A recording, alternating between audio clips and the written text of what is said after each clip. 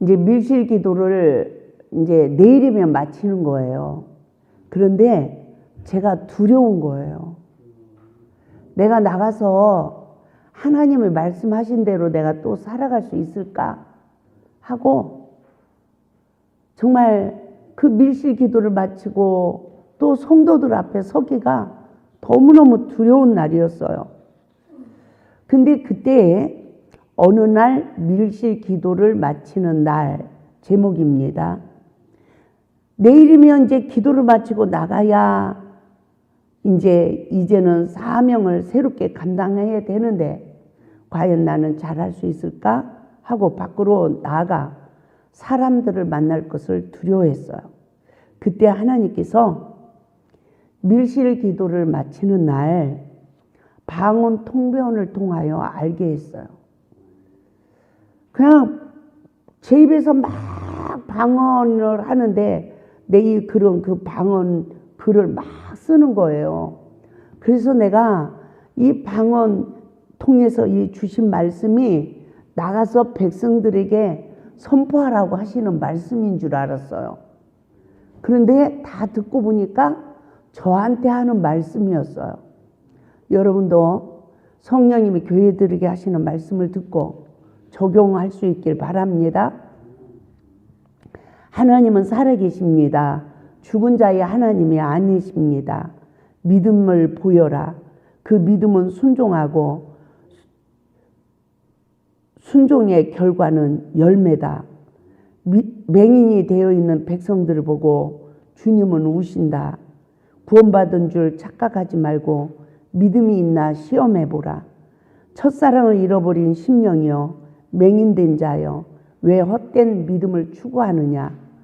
영혼 없는 믿음이 죽은 것 같이 행함이 없는 믿음이 죽은 줄 모르느냐. 가인은 아우를 죽였다.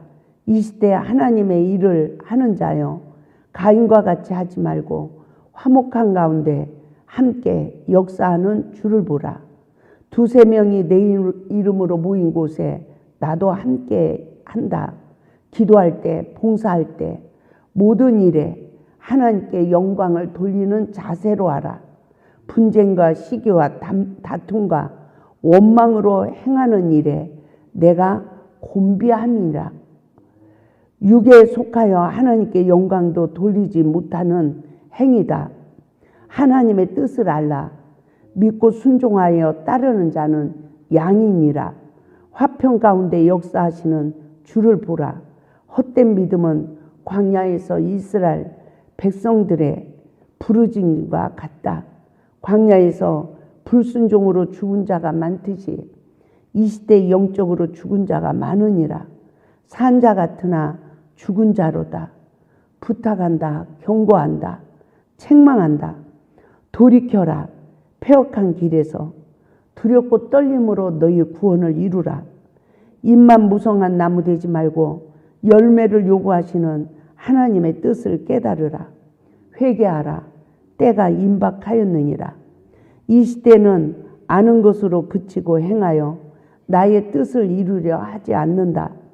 회개하는 자는 있어도 회개 열매를 맺는 자는 적으니라. 속에는 독수리 매가 들어있어서 어린 영혼을 죽인다. 구원받았다고 착각하여 안일함에 빠져 있는 영혼들이 많다. 하나님을 알지도 못하는 자요 나의 뜻도 모르는 자니라. 행하지도 않는 자요 따르지도 않는 자니라. 자신의 들보를 깨닫지 못하는 자요 나의 뜻도 모르는 자니라. 자신의 들보를 깨달으라. 자신의 들보를 제거하라. 너희가 내 안에 내 말이 너희 안에 거하면 무엇이든지 원하는 대로 구하라. 그리하면 이루리라. 자신의 들보를 제거하지 못하는 교만 때문이고 불순종 때문이며 원망하기 때문이다.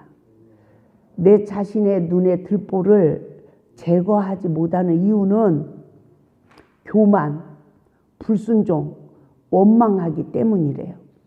자신을 보는 자는 겸손한 자이고 회개하는 자래요. 진정한 회개는 낮아지는 것이고 낮아지는 것은 죽기까지 순종하는 것이니라. 주여, 이 죄인을 용서하소서. 제가 눈의 들보를 제거하지 못하고 하나님의 일을 하려고 했던 자입니다. 그때서야 나에게 하시는 말씀인 줄을 깨닫고 저는 한없이 회개를 하기 시작했습니다. 주님 도와주세요. 다시는 넘어지지 않도록 도와주세요. 라고 기도를 드릴 때 은혜 관리를 잘하라. 시험에 들지 않도록 조심하라. 분별하라. 악에 빠지지 않도록 주의하라. 주님, 저는 지혜도 없고 아무것도 못해요. 라고 호소할 때 내 자신이 시험에 드는 이유는 마음을 빼앗기기 때문이다. 라고 알게 해주셨어요. 저는 지혜도 없고요. 아무것도 못해요. 라고 호소할 때 내 자신이 시험 드는 이유는 마음을 빼앗기기 때문이다. 그래도 제가 뭐라고 했냐면요. 주님, 저는 약해요. 아무것도 몰라요. 라고 회개하며 약하다고 고백을 드릴 때 주님께서 또 말씀하셨어요. 이사야 43장 1절. 야곱아, 너를 창조하신 여호와께서 지금 말씀하시느니라. 이스라엘아, 너를 지으신 이가 말씀하시니라. 너는 두려워하지 말라. 내가 너를 구속하였고 내가 너를 지명하여 불렀나니 너는 내 것이라. 이사야 43장 2절. 내가 물 가운데로 지날 때 내가 너와 함께 할 것이라. 강을 건널 때 물이 너를 침몰치 못하게 할 것이며 내가 불 가운데로 지날 때 타지도 아니할 것이요 불꽃이 너를 사르지도 못하리니. 이렇게 하셨어요? 안 하셨어요? 넘어져도 뭐하도 하나님이 이렇게 우리를 보호하시고 지키시는 줄 믿습니다. 이사야 43장 3절. 대저 나는 여호와 내 하나님이요 이스라엘의 거룩한 이요 내 구원자임이라. 내가 애굽을 너의 속량물로 구수와 스바를 너를 대신하여 주었노라. 라고 말씀을 일깨울 때 여호수아 1장 6절 8절 말씀 주셨어요. 마음을 강하게 하라. 담대히 하라. 너는 이 백성으로 내가 그 조상에게 주리라 한 땅을 얻게 하리라. 이 율법책을 내 입에서 떠나지 말게 하고 다 지켜 행하라.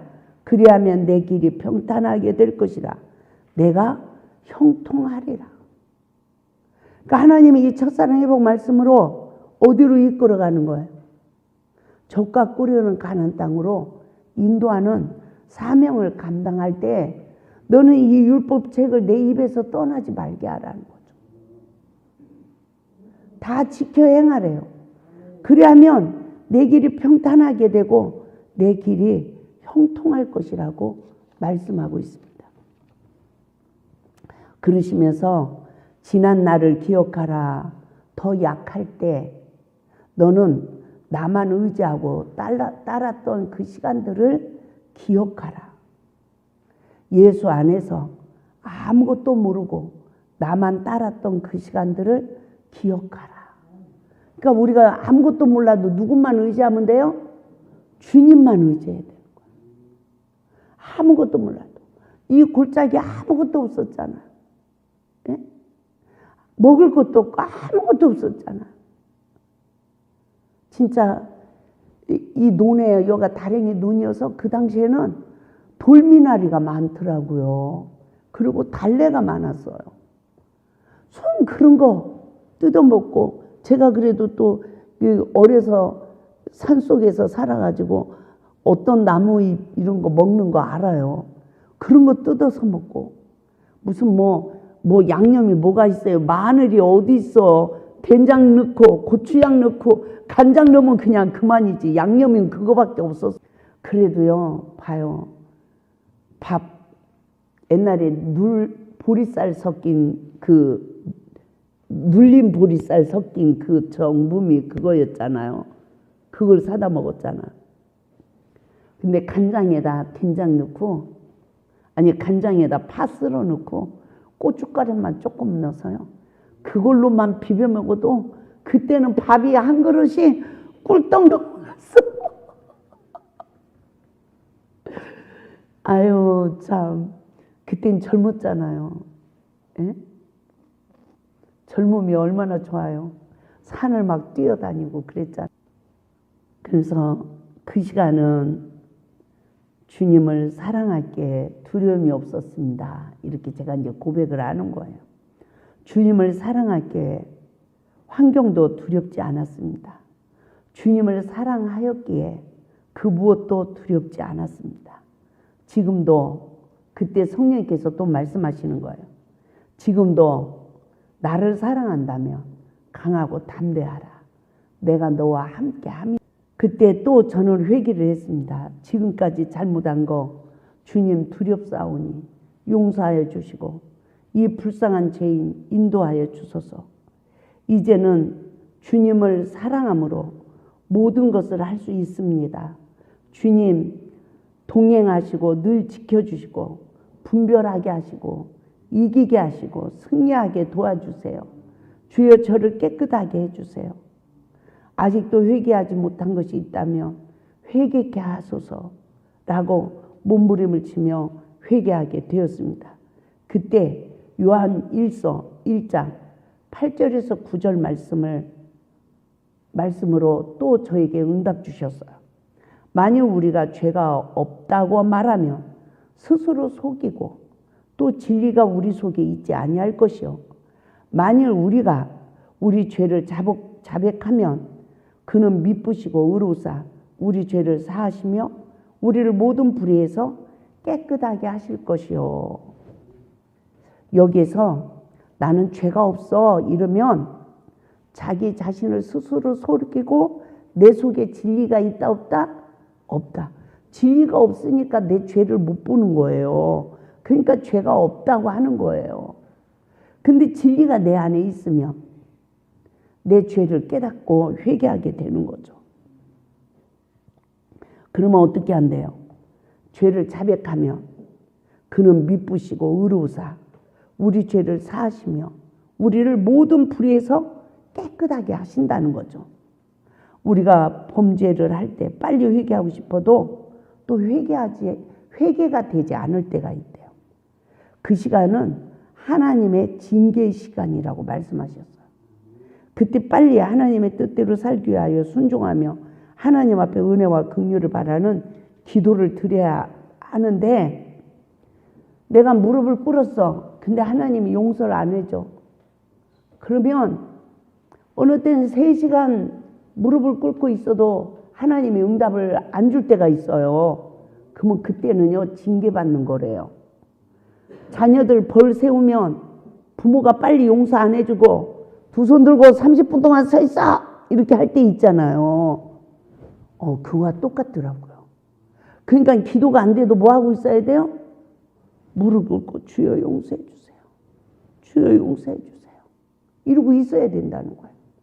그러면서 인내해야 된다. 내 마음이 돌이켜질 때까지.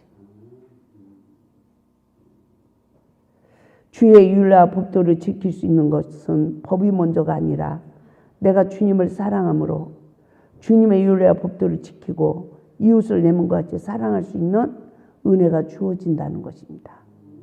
내 스스로 되어지는 게 아니라 내가 그 안에 은혜 안에 있어야 된다는 거죠.